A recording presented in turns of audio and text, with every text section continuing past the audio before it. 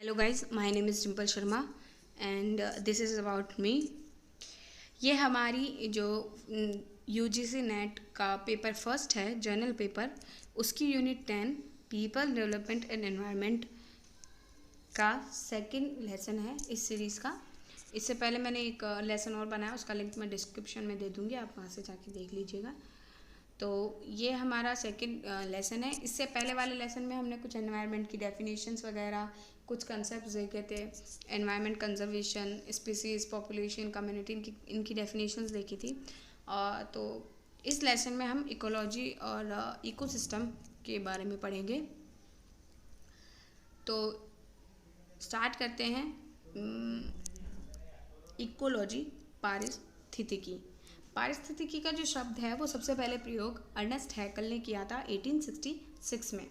ठीक है, पारिस्थितिकी की अगर अपन कहें डेफिनेशन, तो उसकी डेफिनेशन ये है कि जीव विज्ञान की यह एक शाखा है, कि ये ब्रांच है बायोलॉजी की, जिसमें जीव पर वातावरण के प्रभाव तथा उसके जीवों के पारस्परिक संबंधों का अध्ययन किया जाता है, कि कैसे वातावरण का प्रभाव पड़ता है जीवों पर, और जीव जो आपस में एक दूसरे से कैसे संबंध बना के रखते हैं, कैसे इंटरेक्शन होता है, वो सारी चीज़ें, उनका अध्ययन जो है वो पारिस्थितिकी में, इकोलॉजी में किया जाता है।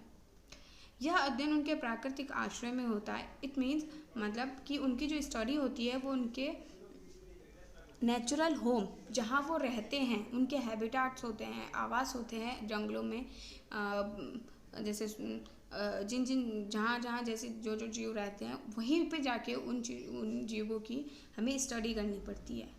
ठीक है, इसके ये 3 स्तरों पर विद्यमान है। एक होता है जीव जंतु, और एक होता है जनसंख्या, और एक होता है समुदाय।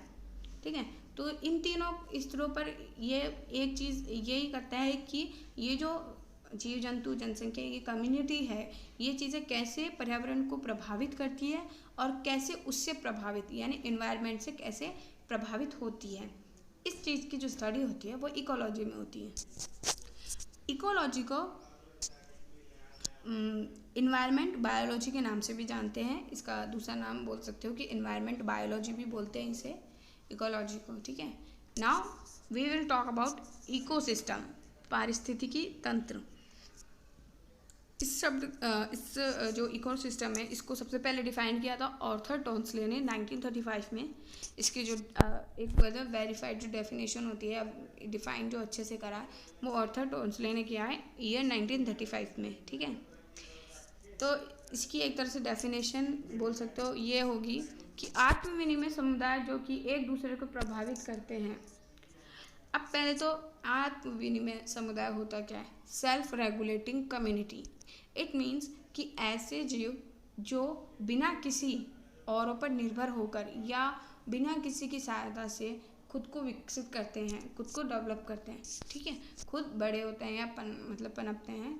ठीक है, खुद का विकास खुद करते हैं। तो ऐसे जो कम्युनिटी होते हैं, जो ये कम्युनिटीज़ होती है, ऐसे जीव, ये आत्म विनिमय में आते हैं। तो जो कि एक दूसरे को प्रभावित करते हैं। ठीक है, तो ये जो समुदाय हैं, ये एक दूसरे को प्रभावित करते हैं, वो चीज़, और इनका निर्जीव और भौतिक पर्यावरण के साथ जो ये कम्युनिटीज़ हैं, ये निर्जीव और पर्यावरण के साथ किस तरह अपने पदार्थों को प्रदान करती है और किस तरह ऊर्जा लेती है, वो सारी चीज़ें। ठीक है, जीवमंडल, पारिस्थितिकी पृथ्वी के चारों तरफ व्याप्त 30 किलोमीटर मोटी वायु, जल, स्थल, मृदा और शैलयुक्तधारी जीवनधारी पद्धति। तो जीवमंडल, पहली बात तो बायोस्फीयर जो है वो उसको जैवमंडल, यानी कि जहाँ यह एक ऐसा स्थान है या ऐसा पृथ्वी का ऐसा अंग है जहाँ पर जीवन पनपता है। ठीक है, तो जो इसमें जो 30 किलोमीटर जो मोटी परत है, इसके चारों ओर यहाँ पे जीवन व्याप्त है, और इसी के अंदर जो वायु है, जल है, स्थल है, मृदा, ये सब इसी के अंतर्गत पाई जाती है। तो अब आगे देखते हैं, ये यहाँ पर 2 चीज़ें हो गई। इसके बाद देखते हैं कैरेक्टरिस्टिक्स ऑफ इकोसिस्टम, पारिस्थितिकी तंत्र की विशेषताएं। तो पारिस्थितिकी तंत्र जो है, इकोसिस्टम, इसकी जो स्टडी होती है इसके लिए एक सुनिश्चित कार्यशील क्षेत्रीय इकाई, मतलब कि एक फिक्स्ड एरिया होता है, वहाँ पे इसकी स्टडी होती है।